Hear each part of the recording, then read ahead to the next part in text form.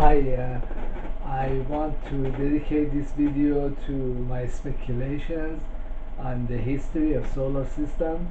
There are some ideas that I want to toss around, and since this is my YouTube channel, uh, I can speculate all I want.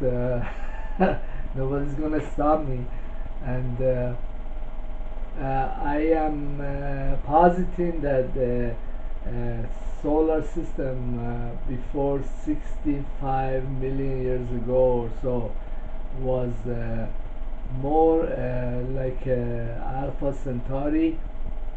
It was either a binary or triple star system, with the sun as being the biggest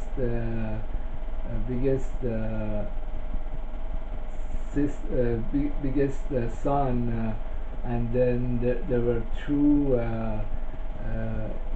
brown dwarfs, or one very faint brown dwarf, very small, and then another one that was around where the where Mars is right now, or around in that same orbit. I think there are some evidence for these ideas. Okay, I'm just trying to kind of put them in a neat little package where it will make sense to other researchers. Okay, so when a giant planet like Jupiter forms, it's the gravity pulls on all the helium and hydrogen in the surrounding space and condenses it. At the core of such planets, or super planets, or Jupiter-like planets, is either metal or some other elements. But if you study Jupiter and you go down from space down to lower depth of Jupiter, you see that as you go down, the temperature rises, and it's a gaseous, but as the pressure and temperature rise, it gives way to some kind of liquid helium or liquid hydrogen. As we go even further down, this temperature can rise to thousands of degrees. Okay, basically, if such a planet like Jupiter, if it blew up, it will spew a tremendous amount of plasma or debris into the surrounding area. Okay, so and also when there is in a system there is a planet that's many times the size of Jupiter. I don't know what's the limit. There is a mass limit. Okay, so say for example you have a planet, it's a Jupiter-like planet made of hydrogen and methane and helium and all that, and it was like 10 times the size of Jupiter. So as you went down from space down to the core of this planet, the temperature would rise dramatically. But there is a cutoff point where if the temperature rises above a certain limit, then fusion can start, because the nucleus of hydrogen atoms, they're going to be hitting each other at tremendous speeds. Okay, and this will give rise to fusion.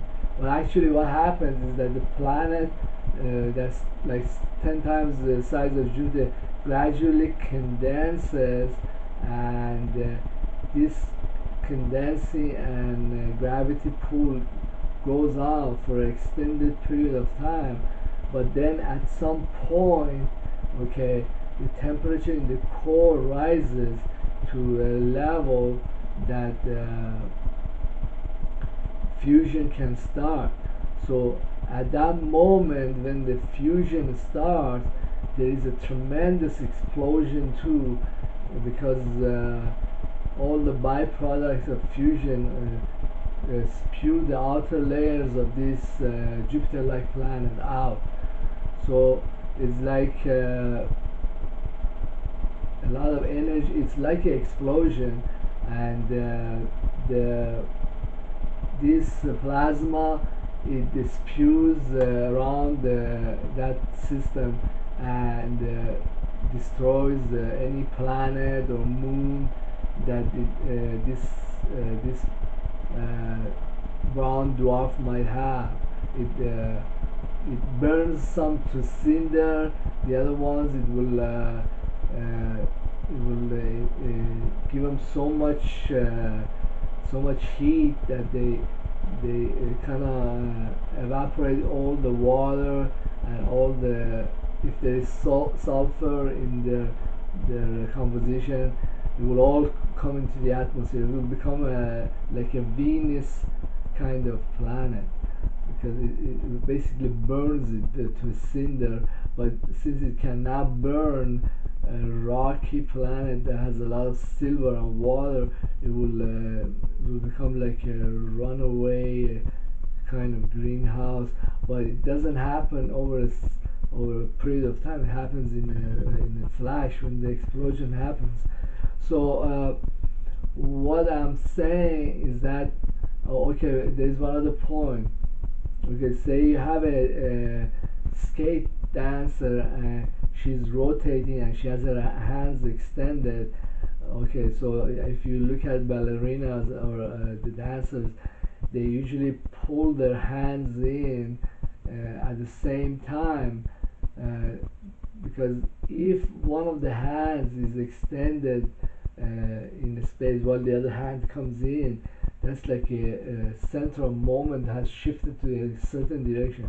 Or what I'm saying is that when a brown dwarf has this initial explosion, when fusion starts in this core, okay, the kinetic energy does not necessarily have to be distributed evenly around the brown dwarf.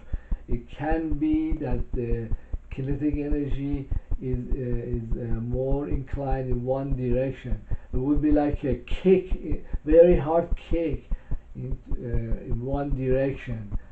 So such a such an explosion would probably give this brown dwarf that's just starting to shine a certain velocity in a direction. It's like you have a huge ball of iron or stone. Okay, if you want to get this ball of stone or mass rolling, okay, you need a very hard kick. Okay, so, but if there is such a initial kinetic energy that's imparted to it, if there is such a thing, then stopping this ball of stone or iron from going out of the solar system, it would be hard, because there's a lot of mass, and now there is also kinetic energy. So what I'm saying, what I'm theorizing, is that there was a brown dwarf, and this fusion in the center of this brown dwarf started 65 million years ago. The brown dwarf acquired a velocity because of the kinetic energy due to this explosion, and then it spewed all this plasma and debris all over solar system. Okay, and so you can see the remains of this, because one side of Mars has a lot of huge thickness, 20 miles thickness, than the other side. You can see this bombardment on the moon, on the Iopa, no, on other planets. further out in the solar system, and also I am thinking that debris also must have happened on the Earth. And so there was an extinction event that's concurrent with this explosion. So around Mars, there is I think I forgot the name, but there is a planetoid or asteroid that's entirely like metal. It looks like it's was the core of a planet, that the outer layer was completely blasted away, or it was a cinder. And then if you look at Mercury, you see Mercury is completely like metallic, and it's like it's also a core of a moon that was blasted with tremendous amount of force, and the outer layers were gone, so the inner layer is mostly nickel and iron. So also on the there is evidence. I mean, this evidence I think is scant, but I want to present it. Is that Venus uh, rotates around the sun in a wrong direction. It rotates like clockwise. Everybody else is rotating counterclockwise. So I'm theorizing that what happened is that Venus and Mars were moons of this brown dwarf. Okay, so when the also Mercury too. So when this brown dwarf exploded and was exiting the solar system, okay, it imparted a lot of heat into Venus. Venus was a more temperate, habitable place, and then also burned the outer layers of Mercury, and they got ejected out of this Jupiter-like system. And then same as the asteroids and Mars. So this whole theory kind of